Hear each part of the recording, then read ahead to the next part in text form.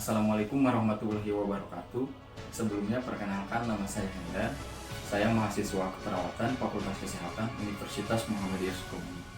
Baik, pada kesempatan hari ini saya akan menjelaskan tentang HIV. Nah, jadi HIV itu singkatan dari Human Immunodeficiency Virus.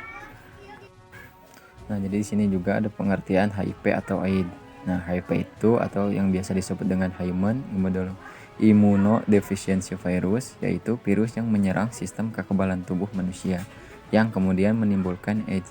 Virus yang termasuk dalam golongan rhinovirus yang terdapat dalam cairan tubuh manusia. Sedangkan AIDS atau Acquired Immune Deficiency Syndrome merupakan kumpulan sindrom yang fakal karena terjadi kerusakan yang progresif pada sistem kekebalan tubuh, sehingga menyebabkan manusia sangat rentan mudah terjangkit beberapa penyakit. Selanjutnya itu ada kata ODA. Nah, jadi ODA itu adalah singkatan dari orang dengan HIV atau AIDS, sebagai pengganti istilah penderita yang mengarah pada pengertian bahwa orang tersebut sudah secara positif didiagnosa terinfeksi HIV. Nah, jadi kata ODA ini adalah nama pengganti orang yang telah terinfeksi atau positif HIV. Biasanya orang yang terkena HIV itu gejalanya yang pertama, berat badan menurun lebih dari 10% dalam 1 bulan. Nah, jadi biasa orang yang terkena HIV, maka si berat badannya itu akan menurun drastis 10% dalam 1 bulan. Terus yang kedua ada diare kronis yang berlangsung lebih dari 1 bulan. Nah, selain berat badan menurun, si orang yang terkena HIV juga akan mengalami diare yang kronis yang berlangsung lebih dari 1 bulan. Terus yang ketiga itu ada demam berkepanjangan lebih dari 1 bulan. Nah, si orang HIV ini selain diare kronis, orang HIV ini juga mengalami demam yang berkepanjangan lebih dari 1 bulan. Terus yang keempat ada penurunan kesadaran dan gangguan neurologi. Terus yang kelima itu ada demensia atau hypencephalopathy. Nah, jadi biasanya itu orang yang terkena HIV itu akan mengalami demensia. Apa sih itu demensia? Nah, jadi demensia itu penurunan daya ingat dan cara berpikir. Nah, sehingga orang yang mengalami HIV itu maka akan mengalami demensia atau penurunan daya ingat dan cara berpikir. Nah, selanjutnya itu ada penularan HIV. Nah, jadi HIV ini bisa ditularkan melalui berganti-ganti pasangan. Nah, jadi hubungan seks yang berisiko, yang dimaksud berisiko di sini adalah jika salah satu pasangan terjangkit virus HIV, kemudian melakukan hubungan seks tanpa menggunakan pengaman. Salah satu cara paling mudah untuk mencegah HIV adalah dengan menggunakan kondom dan tidak berganti-ganti pasangan. Terus yang kedua itu penularan HIV juga bisa melewati jarum suntik. Nah, jadi penggunaan jarum suntik secara bergantian juga merupakan salah satu cara penularan AIDS yang paling umum. Penggunaan jarum suntik tidak hanya bisa ditemukan di rumah sakit, namun juga di kalangan pengguna narkoba, layanan akupuntur, hingga jasa tato. Karena itu, pastikan Anda mendapatkan jarum suntik yang baru saat akan menggunakan layanan akupuntur maupun tato. Terus yang ketiga itu HIV juga bisa ditularkan kepada anak. Misalkan ada ibu hamil.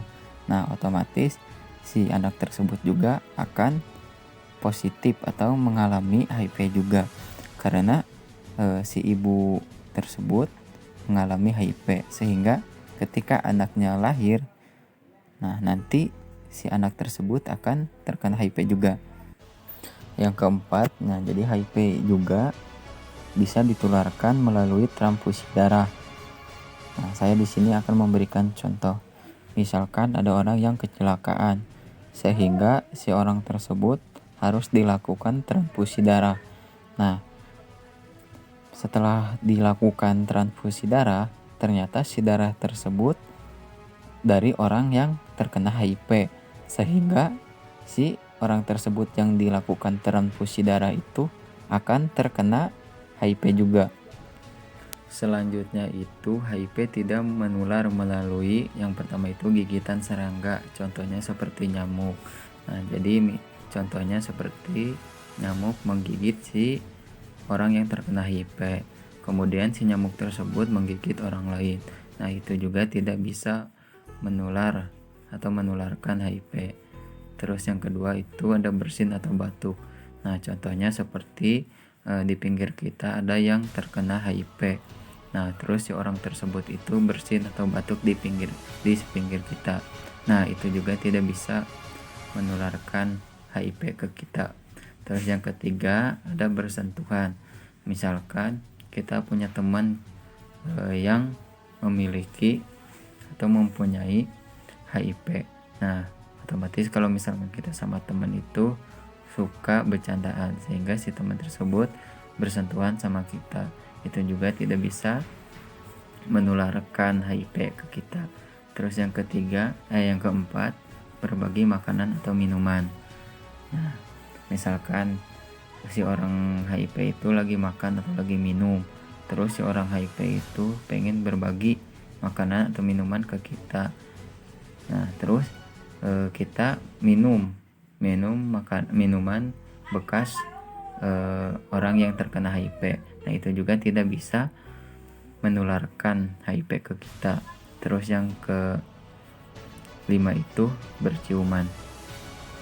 Misalkan ada contoh si orang HIV-nya itu perempuan, terus punya pacar laki-laki. Nah, terus si laki-laki dan perempuan itu melakukan berciuman. Nah, sehingga si laki-laki itu juga tidak akan terpapar HIV. Nah, yang selanjutnya yaitu cara mencegah penularan HIV.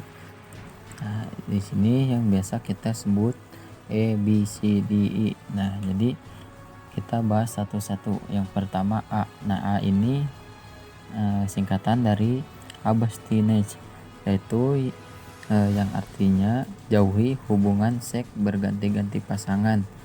Nah, jadi untuk cara mencegah penularan HIV yang pertama yaitu jangan berganti-ganti pasangan. Nah, terus yang kedua B atau singkatan dari be faithful. Nah, yang artinya bersikap saling setia.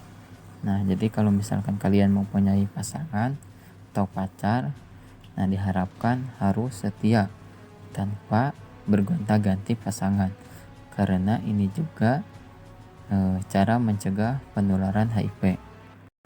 Nah, berikutnya yaitu C. Nah, C ini singkatan dari kondom, yaitu penggunaan kondom saat berhubungan seksual. Penggunaan kondom ini dinilai sangat efektif mencegah penularan HIV. Nah, jadi kalau misalkan mau berhubungan seksual, kalau misalkan kita menggunakan kondom, itu juga kita termasuk mencegah penularan agar tidak terjadi HIV. Terus yang selanjutnya yaitu D. Nah, D ini singkatan dari draft.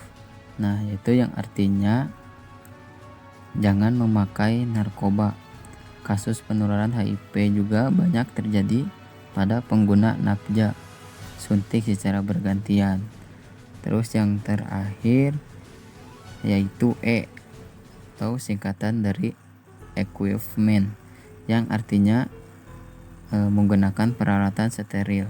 Nah, kalau mau akupuntur atau tato, jangan pakai jarum orang lain, pakai jarum sendiri. Nah, jadi kalau misalkan kalian atau siapa aja mau menggunakan akupuntur atau mau ditato, usahakan si jarumnya itu steril dan belum digunakan oleh siapa saja. Nah, karena itu juga termasuk dari cara mencegah penularan HIV ini. Nah, yang selanjutnya yaitu cara pengobatan HIV atau AIDS. Nah, meskipun sampai saat ini belum ada obat untuk menyembuhkan HIV, tetapi ada jenis obat yang dapat memperlambat perkembangan virus. Jenis obat ini disebut antiretroviral, disingkat jadi ARV. ARV bekerja dengan menghilangkan unsur yang dibutuhkan virus HIV untuk menggandakan diri dan mencegah virus HIV menghancurkan sel CD4. Selanjutnya, tips hidup sehat bagi orang yang terkena HIV. Yang pertama yaitu minum obat secara teratur. Nah, rajin minum obat sesuai anjuran dan dosis adalah hal terpenting yang harus dijalani oleh ODHA. Obat antiretroviral adalah jenis obat yang wajib dikonsumsi oleh penderita HIV. Pengobatan ini dilakukan secara teratur untuk menekan jumlah virus HIV agar kekebalan tubuh dapat tetap terjaga. Selain itu, kepatuhan minum obat juga sangat penting untuk menghindari resistensi obat. Yang kedua, pola makan sehat. Mengonsumsi makanan yang seimbang dan kaya nutrisi dapat meningkatkan kekebalan tubuh ODHA, meringankan gejala penyakit dan mencegah terjadinya komplikasi HIV. Umumnya ODHA mengalami penurunan berat badan yang cepat dan drastis. Pastikan makanan yang dikonsumsi mengandung protein, karbohidrat, serat, lemak baik, vitamin, serta mineral dalam jumlah yang cukup untuk menjaga agar tubuh tidak kekurangan nutrisi yang dibutuhkan setiap hari. Yang ketiga, rutin olahraga. Selain dapat meningkatkan kebugaran, olahraga juga dapat membantu meningkatkan kekebalan tubuh dalam melawan infeksi. Banyak jenis olahraga yang bisa dipilih ODHA, antara lain bersepeda, jogging, jalan santai, dan lain-lain. Yang keempat, hindari rokok dan minuman beralkohol. Nah, dua kebiasaan yang kurang baik ini dapat menjadi pencetus gangguan kesehatan lainnya pada ODHA. Kebiasaan merokok dapat menyebabkan penyakit paru obstruktif kronis atau VVOK, masalah jantung hingga kanker paru. Konsumsi minuman beralkohol secara berlebihan membuat sistem kekebalan tubuh bisa menjadi semakin lemah, organ hati menjadi rusak, dan efek ketergantungan jangka panjang. Yang kelima, menjaga kebersihan diri. Sistem kekebalan tubuh yang menurun membuat ODHA harus lebih berhati-hati dalam menjaga tubuh agar tidak semakin rentan terhadap paparan kuman seperti virus, bakteri, jamur, parasit, dan lain-lain. Untuk itulah ODHA harus mendisiplinkan diri untuk menjaga kebersihan diri, seperti mencuci tangan sesering mungkin dan menggunakan masker jika berinteraksi dengan orang yang sedang sakit.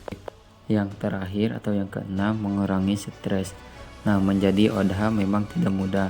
Selain rentan sakit, ODHA tak jarang juga mengalami tekanan hidup dan stres yang berat. Mengurangi stres adalah cara terpenting untuk menjaga pikiran dan fisik tetap sehat. Contoh aktivitas yang bisa dilakukan untuk menyalurkan stres adalah mengikuti kelas meditasi. Selain itu, penting bagi ODHA untuk memiliki support system, yaitu teman, kerabat, atau komunitas yang dapat memberikan dukungan emosional.